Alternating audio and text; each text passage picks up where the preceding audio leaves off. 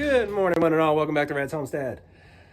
My head cold feels like it's finally going to disappear.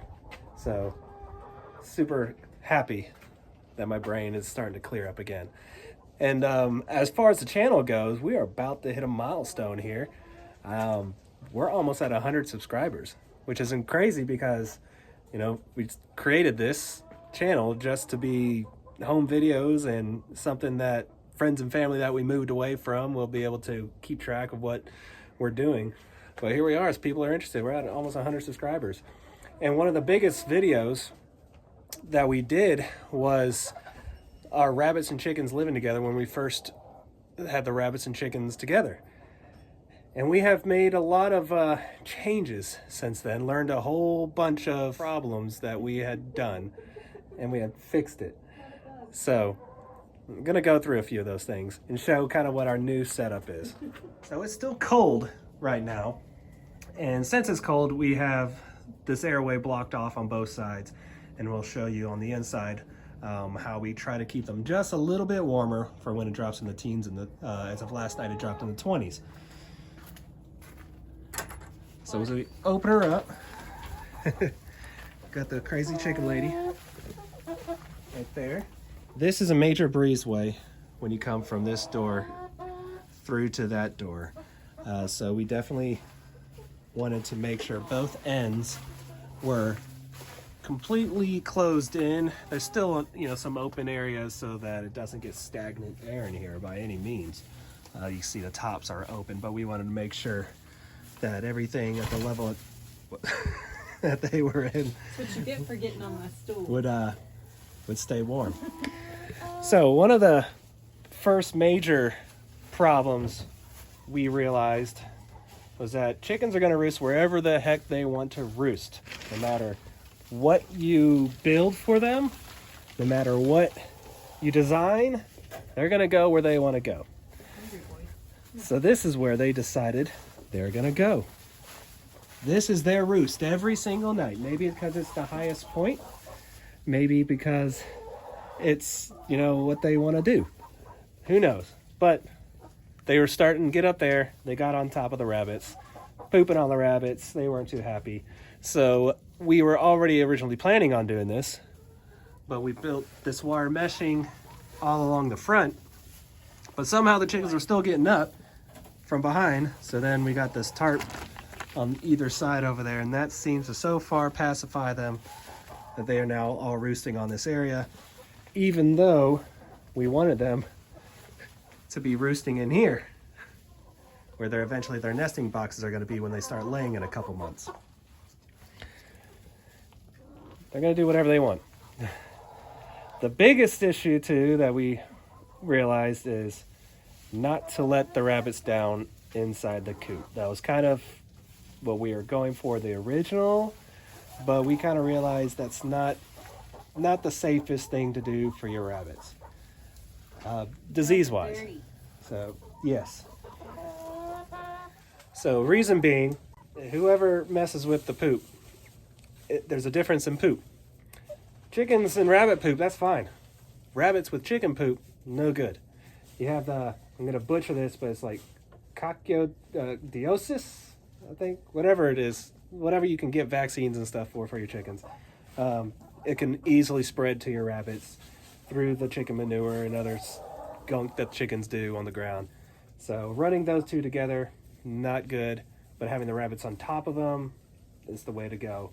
So the way we kind of made our solution is we take them, well, you mostly take them, and we put them in an enclosure outside, and we let them run around out there.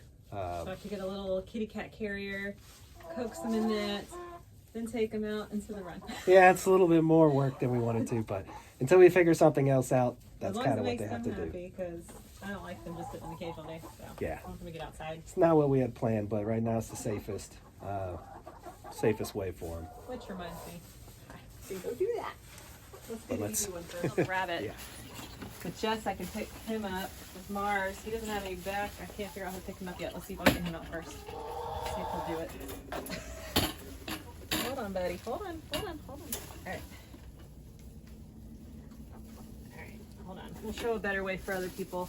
It might make them nervous. So he's not gonna let me pick him up without a fight, and I don't want to hurt him. So what you can do is take a blanket. Usually stops them if they can't see. I'm sure there are easier ways, but this is just what works for me. Yeah, we're not gonna do this.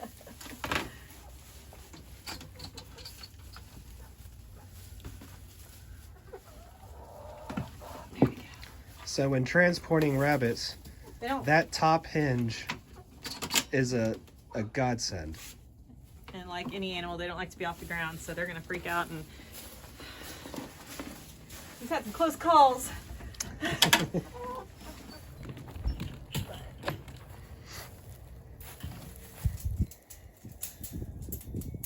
you go, Bubby. You have plenty of hay in there. And so we'll just move this thing around in here. And kind of use it as a tractor, as a sense, like a daily tractor, to where he can't get out, but he has access to the fresh open air. Oh yeah. So it's a dog kennel turned upside down. Normally you would have like a little plastic tray that slides into here, but since the holes are too big up there, we've turned it upside down and it works. Eventually I would like to change this thing up, put some linear boards on the bottom, and use that as their tractor. Right now it's kind of a chicken shelter for out here, but I think that would work more for almost not a permanent, but like a grow out for them when they're outside. So you can still dig if Yeah. you want. This I just figured they could dig and slip out of from the top Yeah. if they really wanted to. So if this is your first time joining us, this is our first year of attempting to homestead. We are about 7 months in now, 6 months in, 7 months in. We got here at the end of July, early August, and we've just been growing. So a lot of the stuff we do is our very first time doing it, which I try to make a point of I'm learning from other people, don't learn from me unless I do something right, unless it ends up working out right, because it's not tried and true. Except the things I steal from others, like the Racking House. I stole that. It's a Joel Salatin design. He's been doing it for years, so mine may be a little different, but the actual structure itself is the same principle. The chickshaw I built, that's a Justin Rose design. He uses it. He's been using it for years and years, so that's a tried and true. But I've never done the actual stuff myself, so we'll see if I might be able to build the stuff correctly and get the structure right. But let's see if we can get the actual process correct. So thank you for coming. If this is your first time, I hope you subscribe and stay. Just watch our journey, see us grow. What is probably, other than the obvious reasons of eggs and meat from rabbits, things like that, the biggest benefit we've gotten so far is what's on the ground. So probably next year, when we are not so desperate for carbon material out there, we are going to do more of the deep litter during the winter, because that will help them really stay a lot warmer. We'll probably still enclose this just because of the breeze, the amount of wind that comes through this.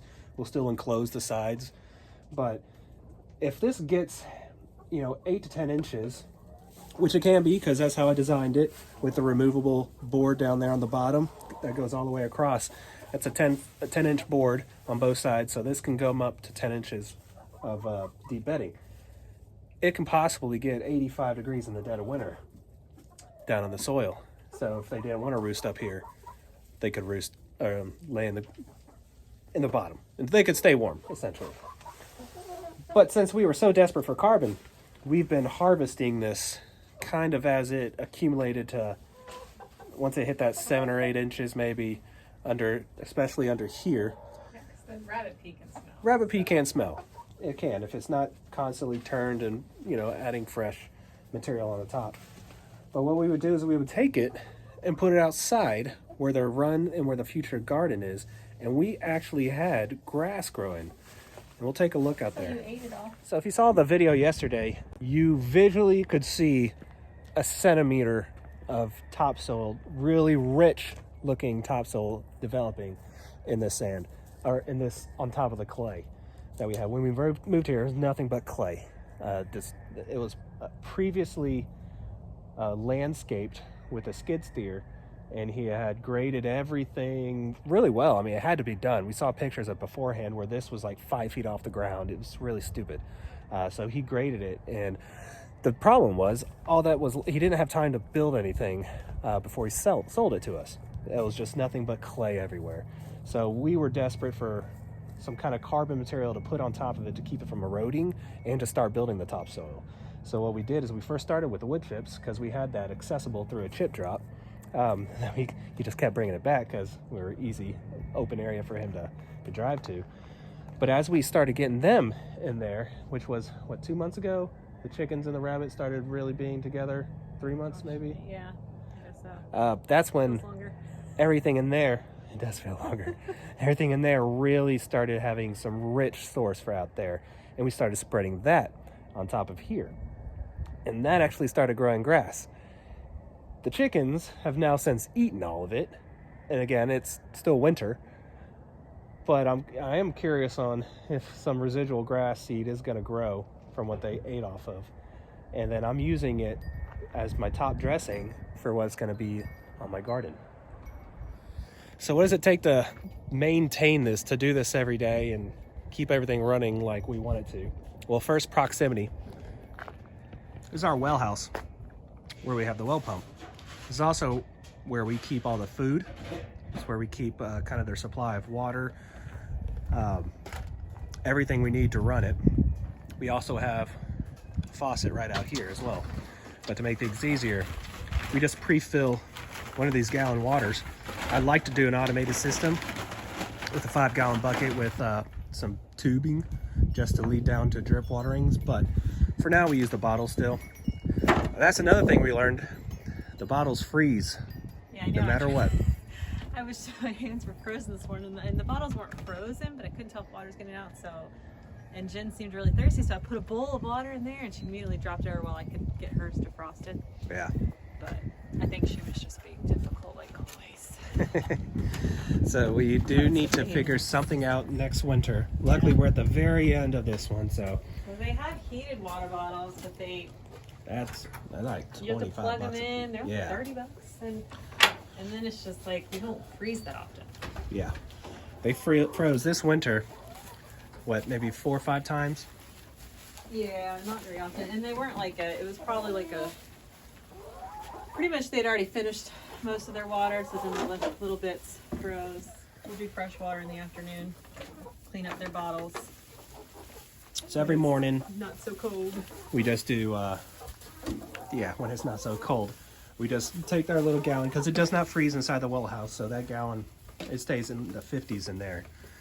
So that gallon stays nice and good to refill these every morning, because that's when they're usually their lowest. I know, that's not what you want. Fine. This is your special day. They know what that bag is, and they are quite happy. The mealworms, I hope that's a good bag, because they are just obsessed with mealworms. They Probably will get a little more than they should. Right. Every morning we just fill the I feeders. filled this up a decent amount, but it only drops down about what they should have. I want to say it's like a quarter cup. Quarter of a cup. Yeah.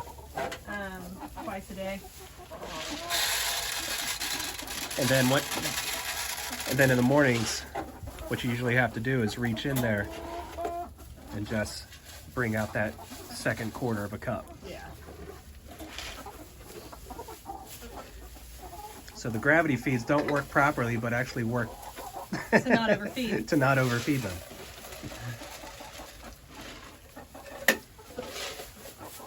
Especially,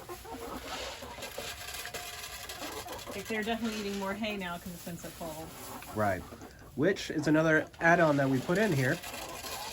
This right here. This is just a little thing I made out of wood, like actual logs and timber. And it's our hay storage. So it's got the straw on one side for their bedding, We have the Timothy orchard grass on the other side for refilling their actual food. And we used the hay bags, and they were great until the rabbits really just ate them all. Most of this stays clean, but usually when they're out, I'll clean it out because they do pee all over it and poop all over it. So.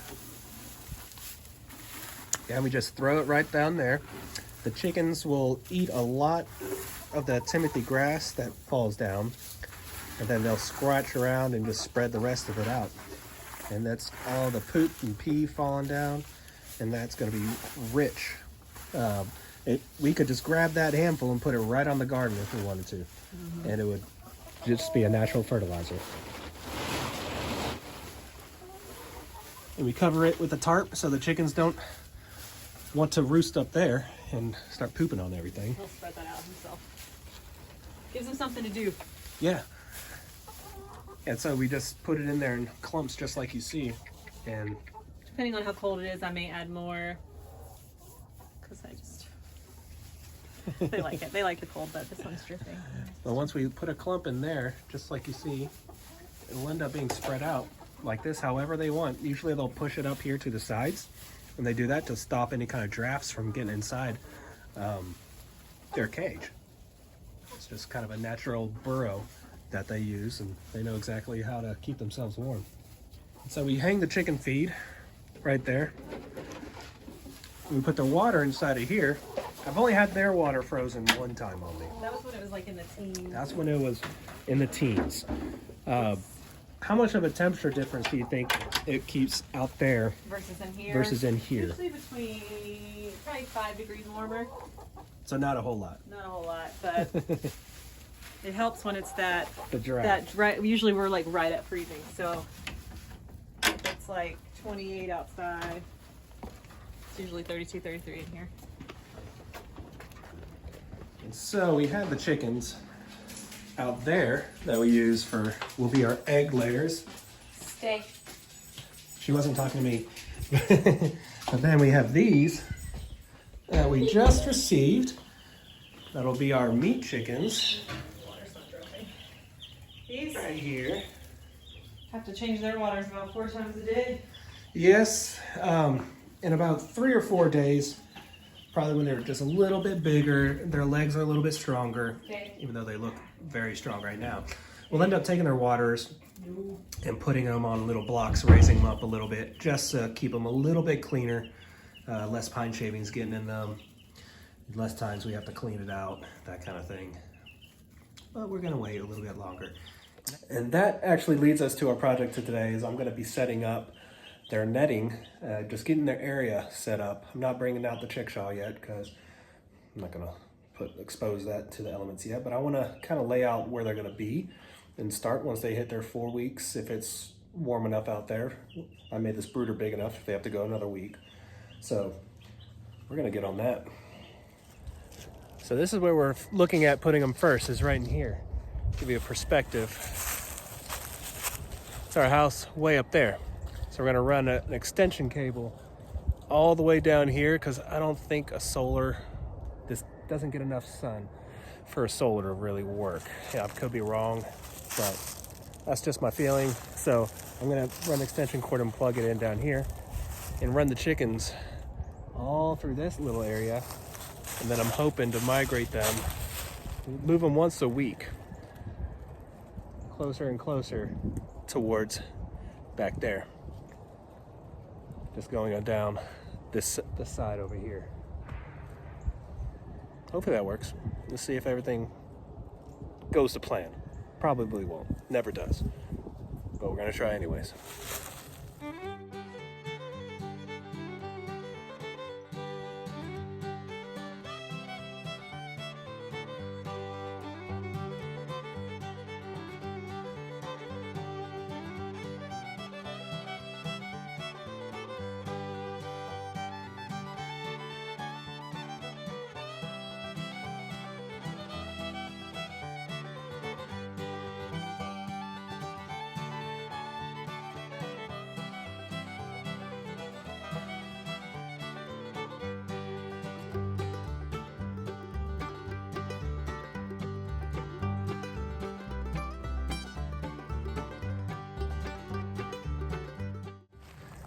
Well, for the first time setting it up, not too shabby.